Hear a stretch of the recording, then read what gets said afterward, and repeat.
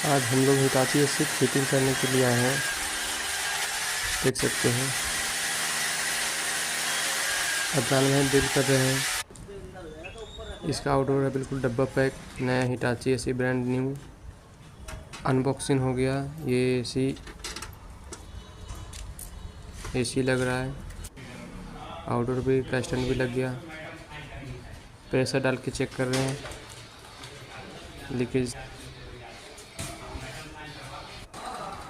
Finally AC लग गया, cooling कर रहा है। वाह गजब गजब कूलिंग कर रहा है।